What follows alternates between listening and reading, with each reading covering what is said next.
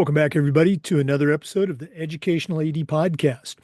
We'll be right back with today's guest, but as always, we're going to give a shout out to our sponsors. Now, don't hit that fast forward button. We're only about a week and a half away from the NADC conference in Austin, and all of these sponsors are going to have a booth at the NADC. Listen to our messages. Then, when you're at the conference, go and visit each one of these sponsors. Tell them you heard about it on the podcast. They'll probably give you a big discount. So take those the next 3 minutes, listen to our messages, then listen to our interview, and then go and visit these sponsors. All right, here we go. We want to say thank you to Sideline Interactive indoor score tables and video boards. Go to sidelineinteractive.com and you can schedule a live web demo to see their score tables and their score boards in action. Probably one of the best purchases I ever made was our Sideline Interactive indoor score table. Go to sidelineinteractive.com for more information. We also want to thank our friends at Huddle. As a football coach, I used Huddle for years. As an athletic director, I made sure that our school was a Huddle school. And our coaches, all of our coaches, just loved the tools that Huddle provided. Our student athletes love the videos. Our parents love the streaming, but there is so much more. Join the 8 million users. Go to huddle.com. Turn your school into a Huddle school. We also want to say thank you to Home Campus. Home Campus is a platform that you're going to use every single day. I know I did. Whether it's for scheduling, rosters, results, communication, their student athlete eligibility and clearance platform alone is worth the price. To get started, just go to homecampus.com. That's it, homecampus.com. We also want to say thanks to our good friends at Vital Signs Wall of Fame. If you're looking for a really cool way to display your school record boards for all the teams, for all the different events, or to show off your school's Hall of Fame, go to Vital Signs Wall of Fame. Take a look at their interactive touch screen, that's right, touch screen video consoles. It's also a great way to share your school's unique history and brag a little bit about your proudest moments. The website is vitalsignswalloffame.com. We want to thank our good friends at Gipper. Your student athletes are on social media, and if you're not posting content to celebrate their accomplishments and promote your own program, you're missing out on a great opportunity. Go to Gipper.com. Their crew will have you creating world-class content in seconds, and it's so easy, even I can do it. Whether it's social media posts or a newsletter for your school and your department, Gipper is going to help you do it. Go to Gipper.com to get started. We want to thank our friends at Snap Raise. Have you ever spent weeks and weeks with a fundraiser and been disappointed in the results? Well, those days are gone. Go to snapraise.com and take a look at what they can do for you. It's hands down the best online fundraiser out there. We used it at our school, tremendous success because it works. Go to snapraise.com, take a look at their other platforms, but if you're looking for a fundraiser, you just found it. Go to snapraise.com. We also want to say thank you to Ohio University and their online masters in athletic administration. Now, I didn't get my master's from Ohio University, but my assistant athletic director did, along with thousands of others, and it was a great experience. It's very affordable, just 20 months, totally online. And while you're finishing your master's degree, you're also completing 11 NIAAA leadership training courses at no extra charge. Go to ohio.edu/info/MAA. The Ohio University Online Masters. We want to thank Hometown Ticketing. Hometown Ticketing is the leading digital ticketing provider to schools and colleges. And if you go to hometownticketing.com, their team is going to help you make the best online ticketing solution. Whether it's more support, more security, or more customization, the Hometown team will have you up and running with online tickets. That's hometownticketing.com. And we'd like to thank Athletic Surveys by LifeTrack. Athletic directors already get feedback, but a lot of times it's from a very small group that just wants to complain. Athletic surveys will connect you to that group, but they're also going to connect you to the 98% of your stakeholders that support your program. And having that positive feedback, that data, is incredibly valuable, especially when you're visiting with a frustrated parent or student athlete, or maybe your principal or even your school board. Go to athleticsurveys.com. They're going to create a custom survey that lets you take the pulse of everybody in your program. That's athleticsurveys.com. Welcome back, everybody, to another segment of the Educational AD Podcast. Our guest today is a podcast veteran. He was a contributor to our new book, which is already out. It's up on Amazon. It's called Small School Athletic Director. He's a small school AD, and we're excited to have him on our regular show.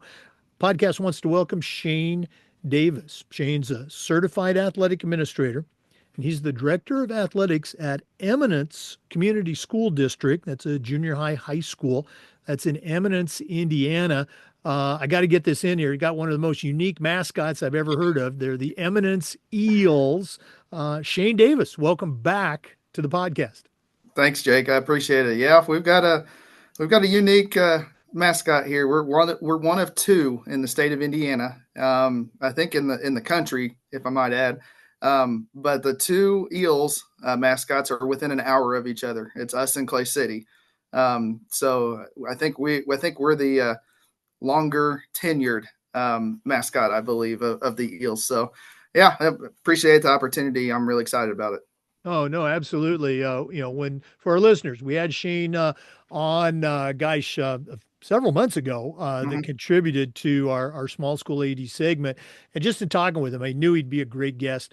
Wanted to dive a little bit deeper into his career and some of the things that he does at his school. Let's go and get started. Shane, we always like to let our listeners have a chance to get to know our guests. So give us that quick bio, where you were born, where you grew up. Maybe take us up through your own, let's say, high school and college days, and then we'll take a break. But what's the Shane Davis origin story? That could be a sketchy one. So I was born and raised in Crawfordsville, Indiana. I was born in live in a little small town called Ladoga. It's about 1,300 people that live in the town. I've been a volunteer firefighter there for about 17, 18 years, something like that. So I'm pretty excited about all that. But I went to school at Ladoga Elementary, and then went on to Southmont Junior High, and then graduated from Southmont High School. Back in the day, it was a lot of fun, a lot of great times, a lot of great memories. Went to once I graduated high school, went to Vincennes, majored there, and I got my firefighter certifications. Got a general diploma there from Vincennes. Played golf at Vincennes, and then went to Indiana State to get my undergraduate in elementary and special education. Was a special education teacher for about 6 years, and then went back to get my master's in educational leadership from Indiana State. Got my master's there, and then took a certificate certificate program through Butler University called the Education on Neuroscience. So I got the certification on that. So I was able to learn how the brain works and, some different strategies along that. So that was pretty exciting. But I grew up in sports. My dad played baseball, was a baseball player, ran cross country, was a swimmer. He graduated from North Putnam, which is about 10 minutes from my house. From what I understand, he still has some records there, swimming records from when he graduated way back when. So sports has ran in my blood since I was born. I have this little baby picture at home of me. I want to say I was like 1 or 2 years old in a onesie that has All-Star MVP on it, as a baseball person and stuff. So I was pretty excited about getting in the game of baseball, and some other sports. Played basketball, played tennis, and obviously golf and along those lines. But really excited about all that. Once I graduated from Indiana State, I got my first teaching job at Terre Haute North High School, of the Patriots. So I was really excited about all that, getting a bigger school setting, was assistant tennis coach there, and had some success with that. So I was really excited with that. And then went back home, was a special education teacher there, was an assistant baseball coach um, there at Southmont. Um, coached middle school basketball, worked along those lines. And then I'm currently here at Eminence, and I've been the varsity baseball coach here the last 3 years. Coached volleyball, middle school volleyball for the first time ever in my life this fall. So it's pretty busy, but it's been a lot of fun. Okay. We're going to go into your career and your journey in our next segment. I want to go all the way back to, growing up. I've got this image of, small town USA in the Midwest. Is that accurate, or were you more, big city or country? What was it like growing up for you? It was in a rural setting. Like I said, my graduating class from Southmont was the biggest it's gone through the school ever at that time. We had 145 kids, I believe, graduated from our class. So we were in the IHSA, I think we were a 2A at that time. So yeah, it's a small town. Everybody knew everybody. So I mean, it was a lot of fun. It was a lot of great times. A lot of farming areas, country areas, gravel roads, small tight roads, woods area that was driving around on and things too. So it was a lot of fun. Now, I've had this conversation before. I'm obviously a little bit older than you. Um, I went to a fairly big high school back in the 70s, and my memory of it, I think we had maybe like 300 in our graduating class. That was big back then. Mm-hmm. But my memory is that we had maybe six coaches in the whole building. The head football coach was an assistant wrestling coach. The head basketball coach coached freshman football. The head baseball coach coached JV basketball and was the quarterback coach for football. And they were all great coaches. I mean, but there were only five or six of them. What was it Mm-hmm. like for you at a small school? Did you have a couple of coaches that coached everything, or was it what we see nowadays? These we talk about athletes specializing. Well, because the coaches are specializing too. So, what was your experience like at that small school? I had a lot of we were blessed back then. I had a lot of coaches that just coached, specifically what it was. You had a couple coaches that helped coach with, whether it was football, whether it was basketball, but as assistant coaches. So yeah, I mean, nowadays you have your specialized, coaches and things too. But back then it was just a lot of times. I mean, one of my guys I go golf with and stuff was my varsity basketball coach. And then he coached my younger brothers in middle school. And so it was one of those where he got, he retired from the varsity hip coaching position, so he got down to the middle school.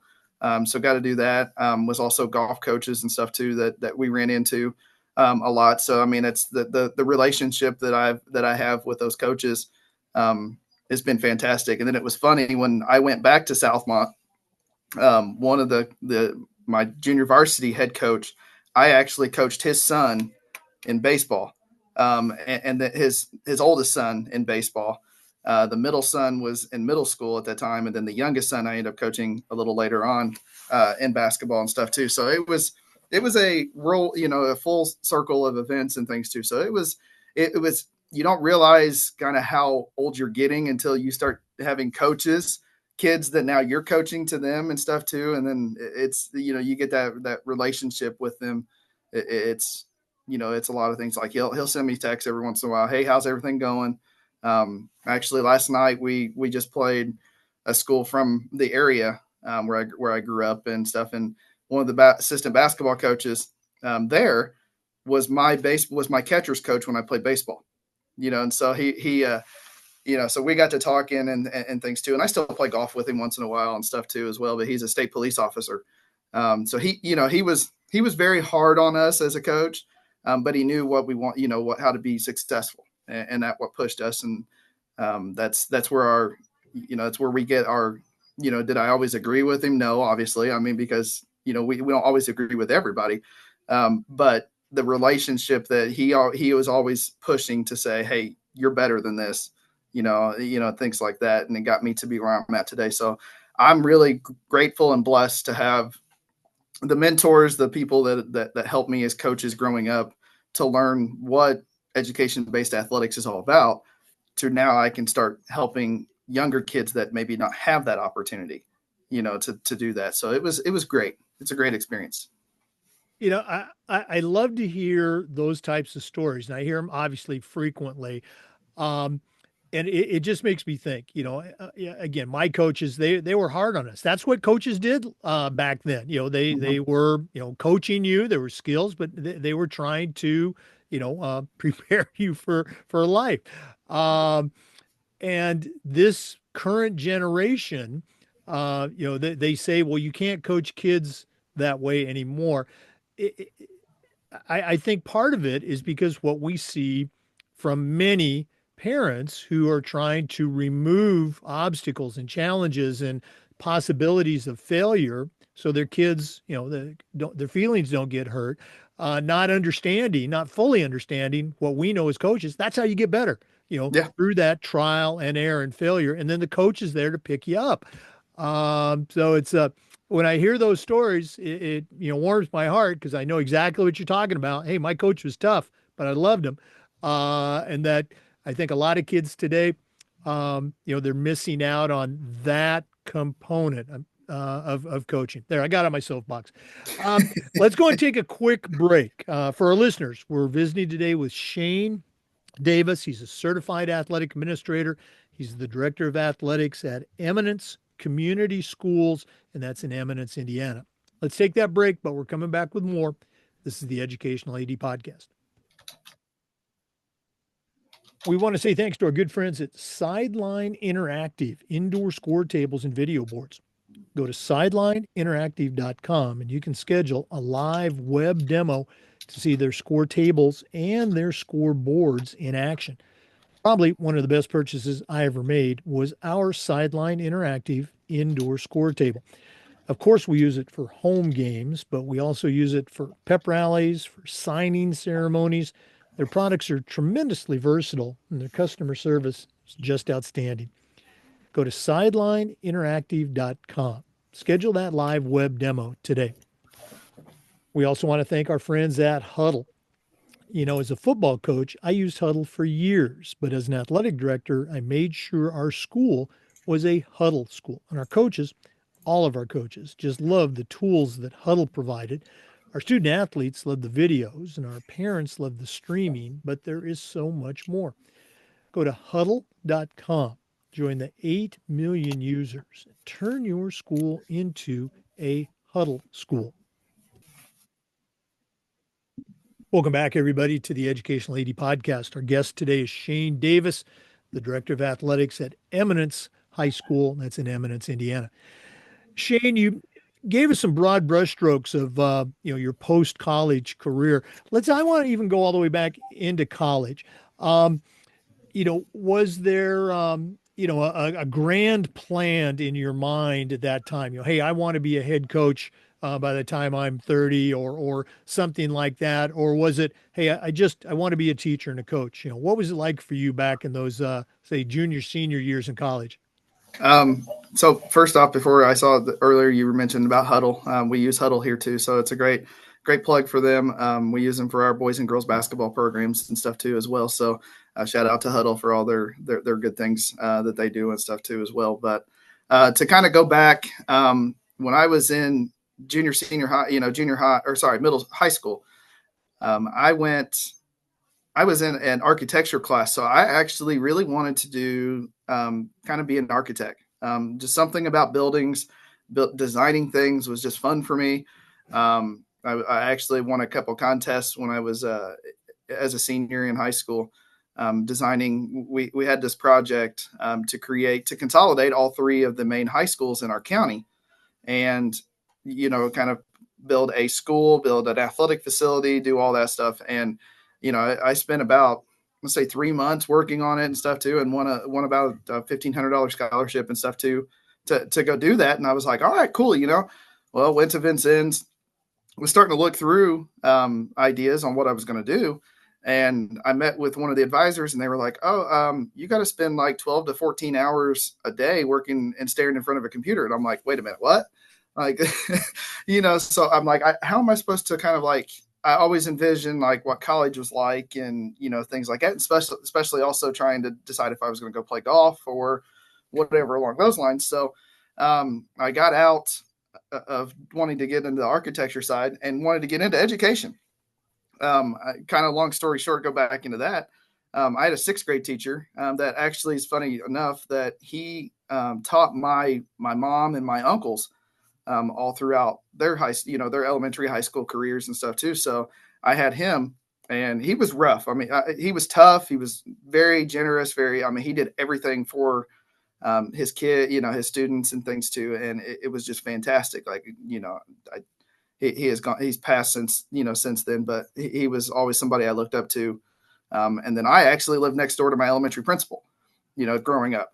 So, and then my elementary principal was actually my dad's baseball coach back in the day. So there was a kind of like, a connection between all that. If I got in trouble at school, my parents found out before I even got home. So it was not a good situation if I got in trouble, I'll say it that way. But I went and got into education program. Loved teaching, but going back to the sixth grade, going back to the sixth grades, my teacher gave me a lot of opportunities to mentor and teach kids, work with kids. I wasn't the best of students, I would say it that way, but getting to know the kids and their learning styles, how I can, whether it's just on the multiplication side, because I was really good with math, so in my current job, my principal and she's the English person, I'm the math person. So anything that has to do with that, she always goes, "Hey, you're the math guy, so can you figure this out?" So it's actually kind of a good thing like that. But when I got to college and went into the education program, was still playing, was playing on the golf team and things. So that was a setting where, I thought as a 3-sport athlete in high school and stuff, we're going through that. I was like, okay, we can try to figure this out. But in college, it's a different breed. You were up at 7 a.m., 6, 7 a.m. You're out on the range, hitting balls, practicing, going to class, then going to the gym, working out, and then going and playing 18 holes or 9 holes or whatever it is throughout the day. And then finding time to, it was almost like a second job. And it was tough at first, but then as I got to go experience and go play these really nice courses and, all that stuff, it was just something I'll never forget. And it's just the bus rides to these events and things too. You talk to any kids, a lot of times that's what they remember is the bus rides, so they don't remember whether they won or lost or anything else. It's the bus rides because they get to that camaraderie between their teammates and stuff. So that was a lot of fun. And then anyway, I got into the education program, decided, hey, I don't know, firefighting was always something I wanted to do too, because I saw people do that all the time. So went and got my firefighter certifications, was looking at potential jobs along that line. But, what kind of really steered me back to education was I applied for a couple positions. There were 1,800 applicants for 16 jobs, and I was number 20. And I was like, I can't sit around here and wait any longer. So my dad and I had a great, heart to heart conversation. He goes, "You've always wanted to be a teacher. You've always wanted to be a coach." I actually started coaching with him when he started coaching elementary, when I was, going at home a little bit, coaching basketball with him. So that kind of built me into the coaching mindset of things. And so then I went back to school at Indiana State. Like I said, got my undergrad, and then really got into knowing that, would I ever want to be an athletic director? Not the first couple of years, but once I got more involved with athletics, it was like, man, this is something I would love to do. And I love it. I love every bit of the athletic side of things, the seeing the kids succeed, putting goals in place. How are they going to reach it? I'm using now more than ever. I've kind of Nick Saban. There was a big quote that he put out there that was talking about process over outcome. So what is your process? Instead of the journey, kind of the process. You want your outcome to be this. So why, how do you get there? and what are the steps to get there. And so once I started using that, I've used it in my coaches' meetings, use that with my student athletes and even just regular students on a daily basis, just talking to them. Okay, what's your goal? Okay, you want to be a nurse, you want to be a doctor, whatever it's going to be. Okay, what's the process to get there? What do you got to do? And let's lay it out that way. So then it's a visual kind of aid for them and saying, okay, let's do these steps here and enjoy the process, enjoy the journey, as you go through. So, but then coaching, I had some great mentors, as a coach at Southmont when I was the assistant baseball coach there. The head coach, at the time, it was in the Hall of Fame for wrestling for the state of Indiana. So he knows the stuff about wrestling. Played baseball at Southmont, and then played baseball at Wabash. And so it was one of those where I got to learn a lot how the coaching side of things. So I was really excited about all that. And then we end up winning a sectional championship.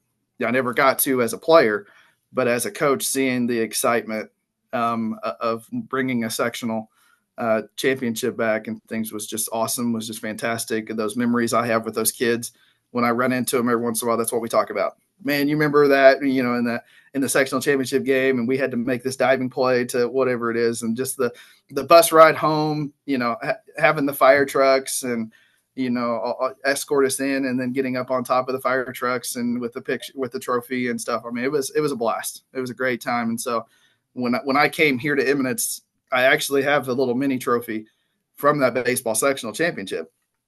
And so some of the kids actually came to me and were like, "Why do you have this? This is not our school." And I said, "But it's something that's going to come with me anywhere I go, because it's something that I cherish those moments. I cherish those challenges, those everything." And so some of the kids were like, "Well, if we win a sectional, are you going to get that for us?" And I said, "Well, you win a sectional or state championship or regional, whatever it is, you'll get those." And so the last couple of years, my girls basketball team has won the sectional, so I got them also.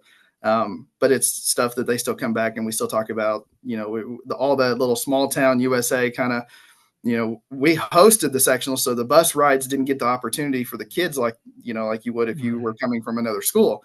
But we got a chance to. We had a police escort all the way to one of the bigger cities in our county to go have dinner after the sectional. So I mean, we just all the way through, and it was cool. We had the county sheriff's department, we had the city police department, just kind of go through and give us escorts all the way through, and it was a fun long night. I'll say it that way. So, Wow. Great stuff. Great stories. I just love to hear those.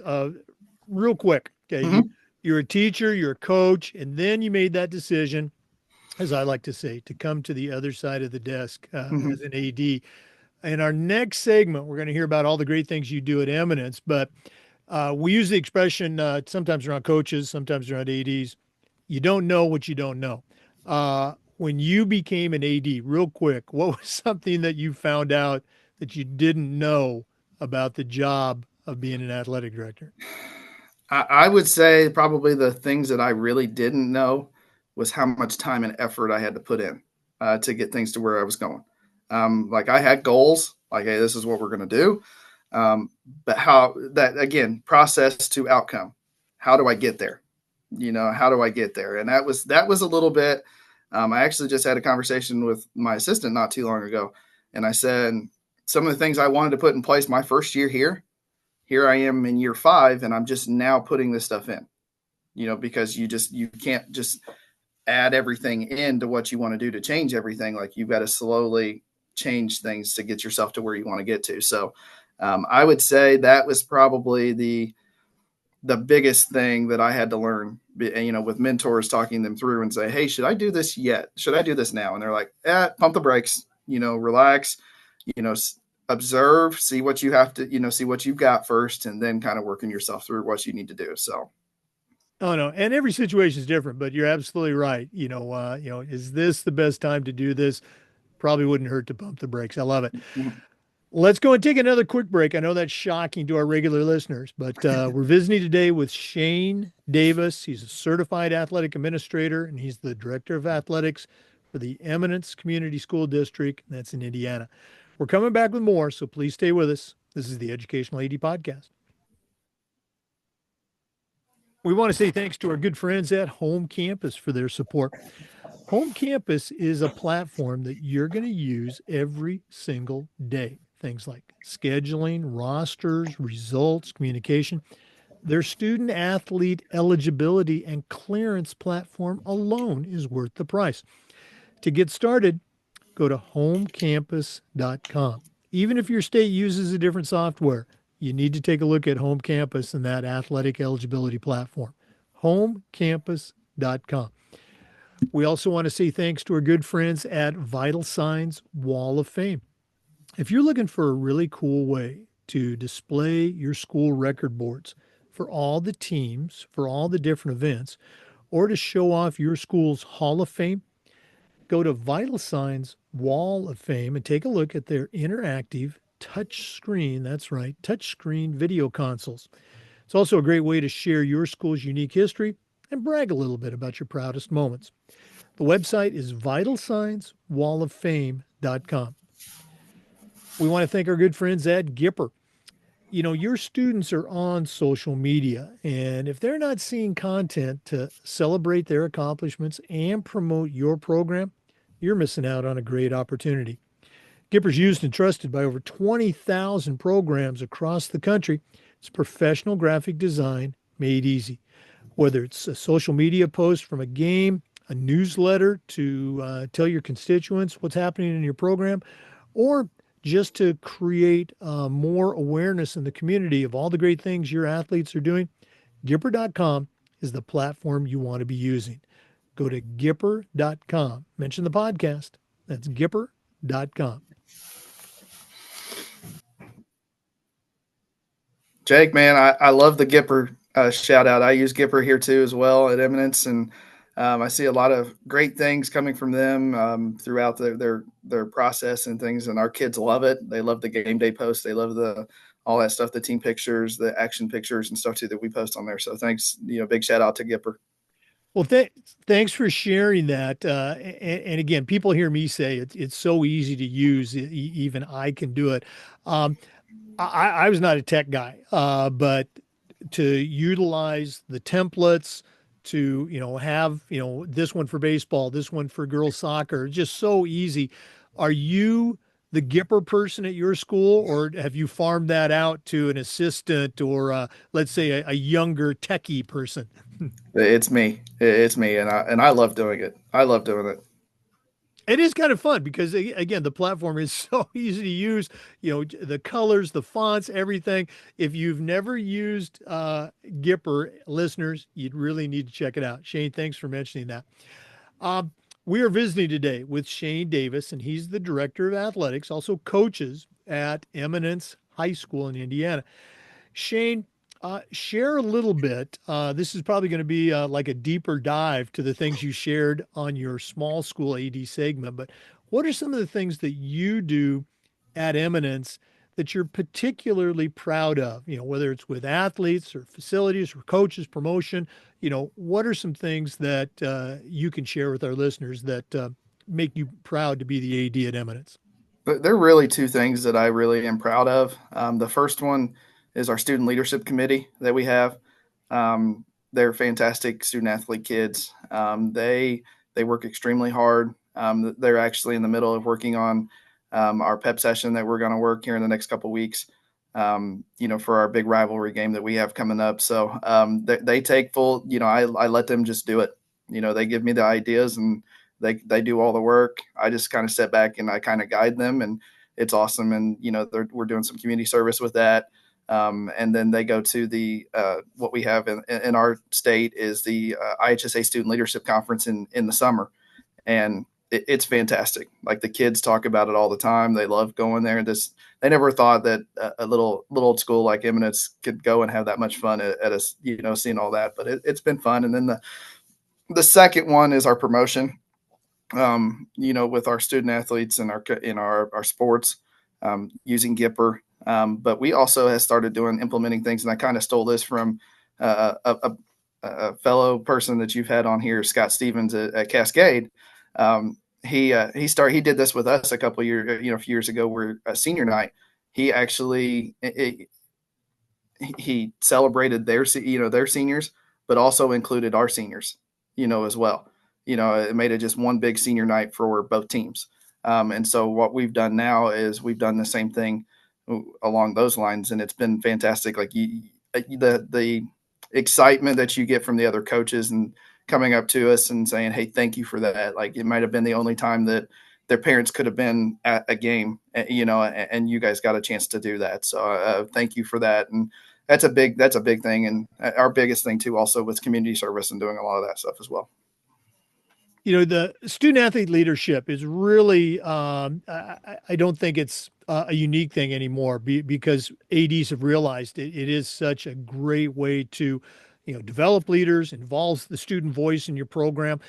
Did you create the student athlete leadership program at Eminence, or was it already in place and you just kind of tried to help take it to another level?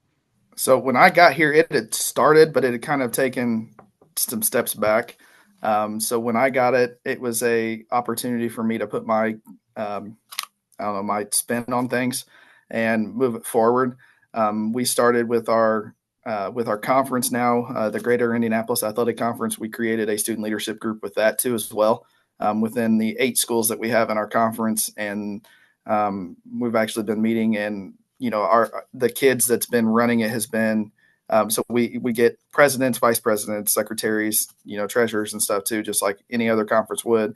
And our kids have fortunately been enough to be, have been good enough that we've been the presidents. My kids have been the presidents of the conference for the last 4 years that we started this. So I'm really excited about all that and the excitement and finding out, and helping the other schools in our conference to create this, see the benefits of what a student leadership conference is or student leadership group is in each school.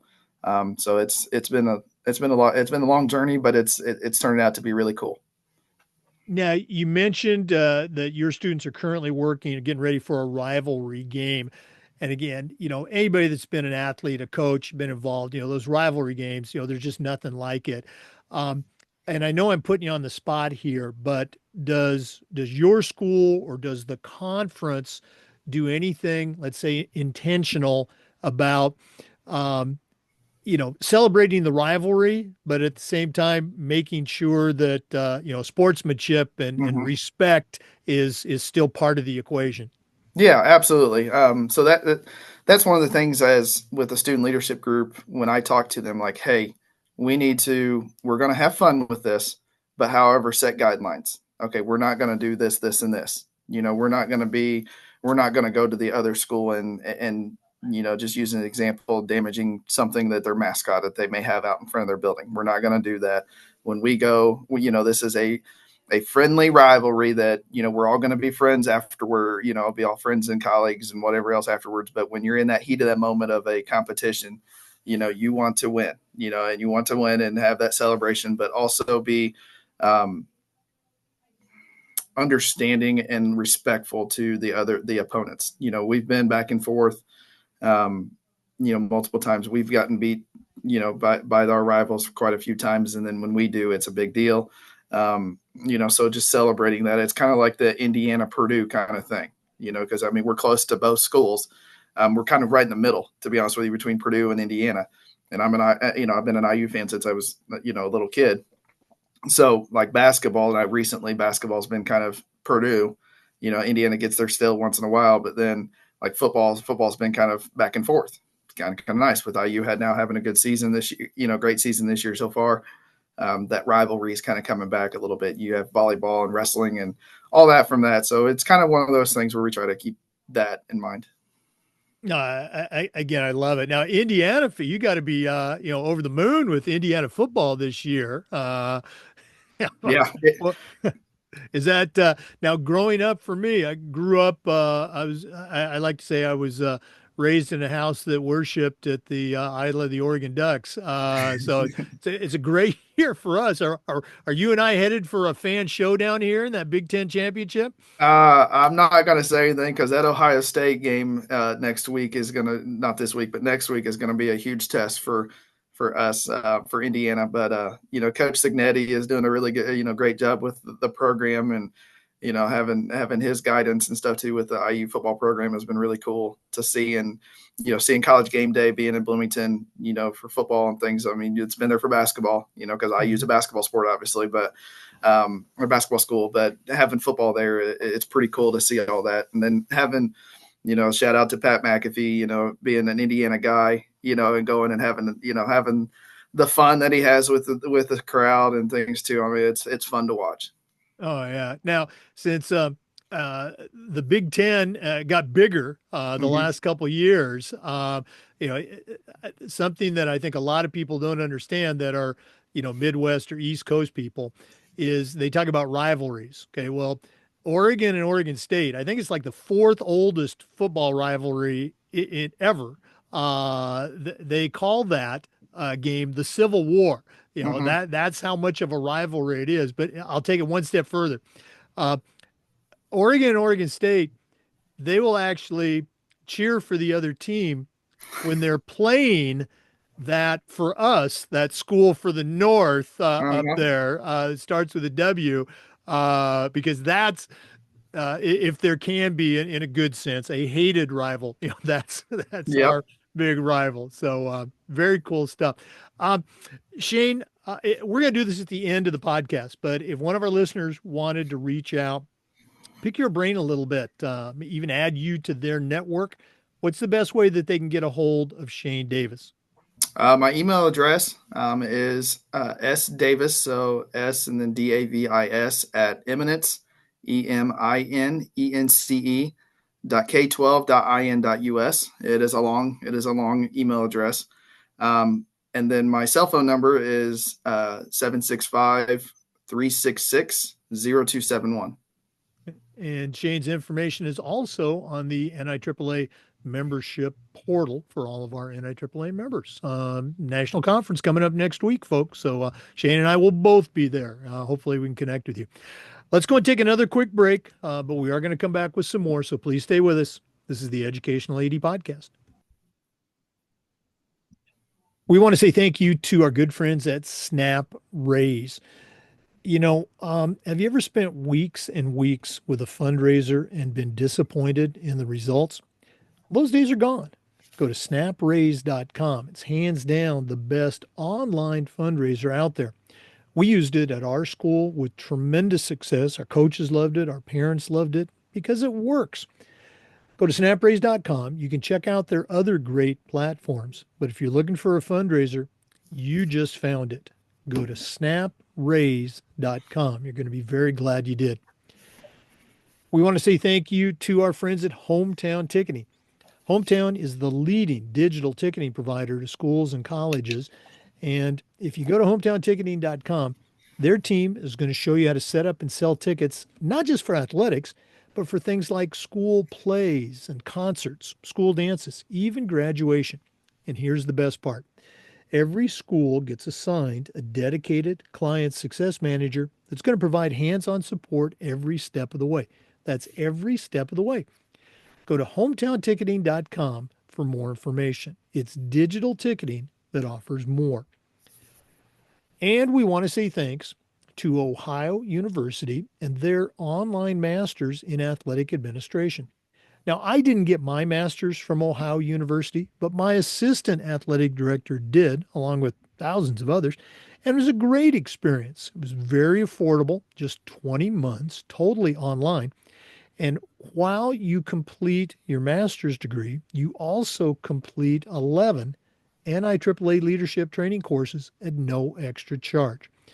The address is ohio.edu/info/MAA, the Ohio University Online Masters in Athletic Administration.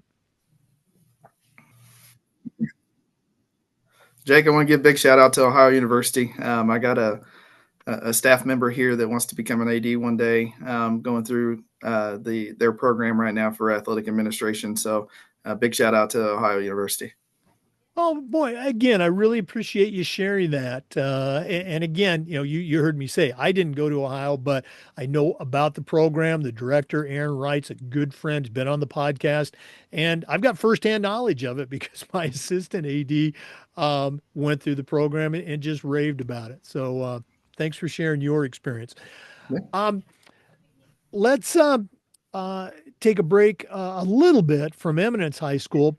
Um, we get a lot of young and newer ADs who are starting their journey in this profession. And I think it's important for them to hear about our journey with our state association and with the NIAAA. So, share if you can, how did you become aware of the Indiana Association? I know a very active state organization, and Mhm. share how you got involved with the NIAAA and the leadership training program. Yeah, absolutely. So when I came in as an AD, I actually was one of my mentors. We had a mentor meeting when we first started, and first year AD. And so we were talking about the IIAAA, which is our Indiana Athletic Administrators Association, and the NIAAA. And I'm like, coming in as an AD, I thought I'm going to be by myself. Like I need help. I'm going to need help just to kind of how to organize things, what I need to look for, what I need to do. It's been a fantastic 5 years that I've been with them, with both the NIAAA and the IIAAA, and working with them to get me to where I'm at today. So I'm really excited about all that. I was actually, in the month of November, I was on the strategic committee for our association. That was a great experience. A lot of great ADs were in there, talking about how we're going to better our association for the next 5 years. It was a fantastic experience, everything. And I was so grateful and humbled to be chosen to do that. Um, with the NIAAA, obviously I've got my RAA and my CAA, and working towards my CMAA. I'm pretty close to getting that. I just got to figure out what I want to do with the project and kind of go from there, if and when I can ever find time to do it. So going along those lines, but I've also taken the LTI 790 course. So I actually, in our state conference last year, I was able to teach a course there with that. And it was it was one of my best friends. So it was a great opportunity, great experience for me to teach that and get my name out there a little bit, not to be kind of selfish, but also to know, to share ideas with other ADs that's taking those courses on what's helped me, maybe what's not helped me, and kind of help guide them a little bit. It was a 600 level course, so you have your more experienced ADs at that time taking those classes. So it was great. It was a great opportunity both there for me and also for them. Going to the national conference every year, the last this will be 3 years in a row I've gotten to go. And I'm thrilled about it. Went to Nashville, went to Orlando, and then now going to Austin, Texas. So I'm really excited about all that. You mentioned the CMAA and the project, and you just opened the door for me here. For our listeners as well as for Shane, I guarantee that all of you are already doing something at your school that would make a great CMAA project. It might be with students, it might be with your coaches, it might be with facilities or your community. The best CMAA projects are the ones that you're passionate about and have meaning for you. And I was on the certification committee for years, the national level. I was our state certification coordinator. If you have questions, feel free to reach out to me. But you also have a state certification coordinator in your state. Reach out to them too. Let them help out. That's what they're there for. Shane, I'm going to put you on the spot again. Can you think back to the LTI courses that you have already taken, um, and usually on some of those first courses, those foundational courses, it's one of two responses while you're sitting there. Um, wow, this is really great stuff. I got to take it back to my school, or and it might be both of them. Mm-hmm. Wow, we're not doing this at our school. I really need to take this back. Did you have either one of those experiences? I had both. I had both, especially with the law classes. Those are the ones that really opened your eyes a lot on what you were doing as an athletic administrator, making sure that Title IX is being followed, making sure all the other laws that you got to follow throughout. your administrative side of things, and it was a lot. It was a lot, but there were some great ideas. I'm like, ooh, I never thought about that. Like um, I took a course. It was I can't remember the exact name of it, but it had something to do with the organization side of things. I think it was Mhm. like 611, 614, something like that.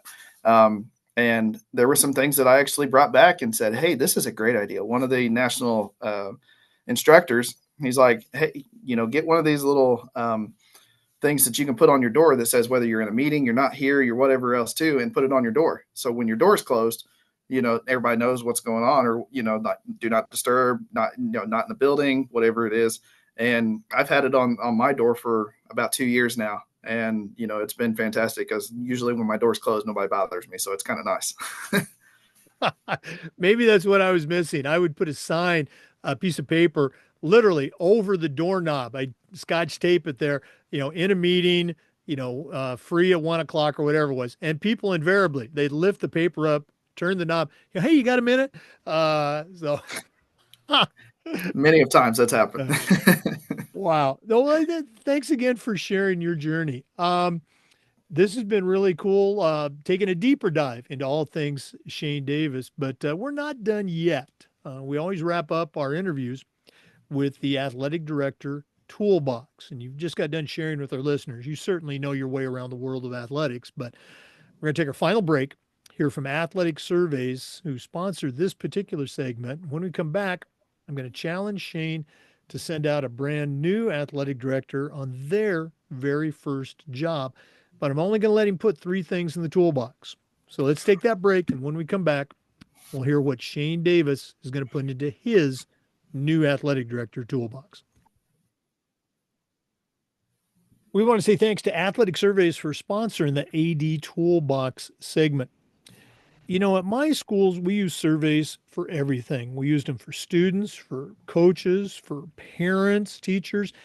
And here's the cool thing, the information that came back was almost always over the top positive, but it also connected us to those squeaky wheel parents and student athletes. And it allowed us to hear a concern and many times address it before it became a big concern. But the best part of the surveys was that 98% of the feedback was positive, and it's going to be the same for you. Go to athleticsurveys.com. They're going to create a custom survey that's going to connect you with those squeaky wheels, but it's also going to connect you with your 98%. And having that type of feedback, that data, is incredibly valuable, especially when you're visiting with a frustrated parent or student athlete, or maybe your principal, or even your school board. Go to athleticsurveys.com. They'll create that custom survey that lets you take the pulse of everybody in your program. That's athleticsurveys.com.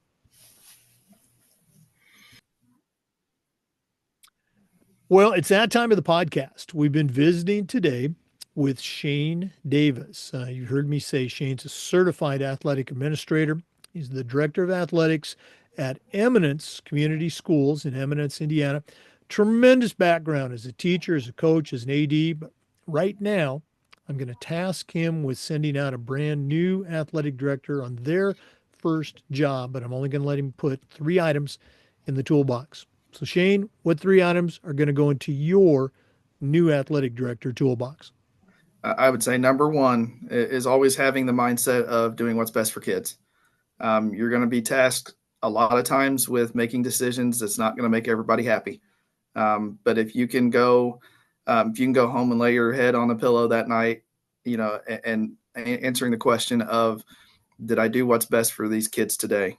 Then you can be happier with your decision. I think that's a big one. Number two, I think, is organization.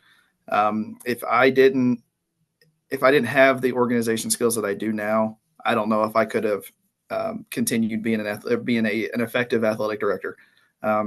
Keeping track of all the deadlines that your state associations say for each sport, rosters, getting those uploaded, making sure physicals are all met and everything, and all that as well. So that would be a big thing. All the paperwork and news reports that you may have to do and interviews that you have to do, keeping track of all that. And I would say the third one is being, finding a mentor.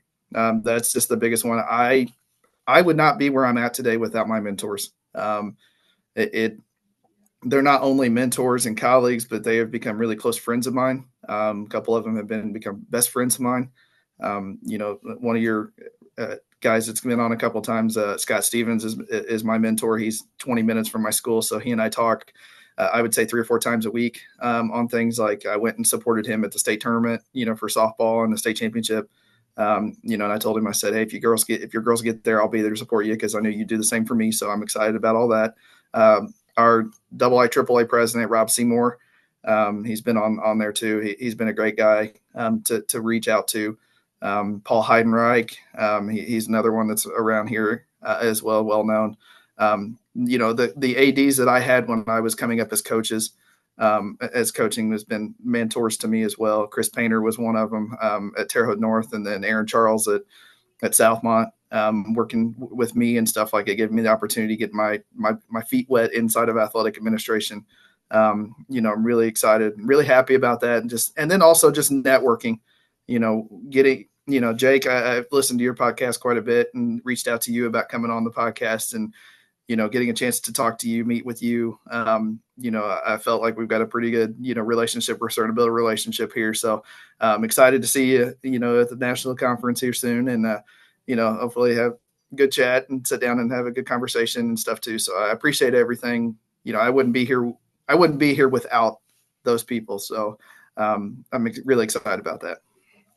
Well, again, great tools. I love them, and I love the way you lead with. Make sure you're doing it for the kids, and of course, that the mentors that we've had in our lives. People have heard me share. My mentors. Particularly in the state of Florida, they're why we are who we are.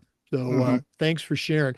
One more time, if one of our listeners wanted to reach out, find out more about how you run your programs at Eminence, or just add you to their network, what's the best way that they can get a hold of Shane Davis? You can email me at sdavis@eminence.k12.in.us, or my cell phone number, which is 765-366-0271. Those are the two easiest ways to contact me, and I'm open to help anybody that needs any kind of help at all.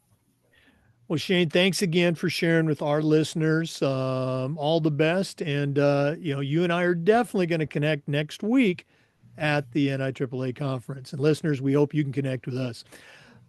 Thanks for sharing. Thank you, Jake. I really appreciate the opportunity. Oh, absolutely.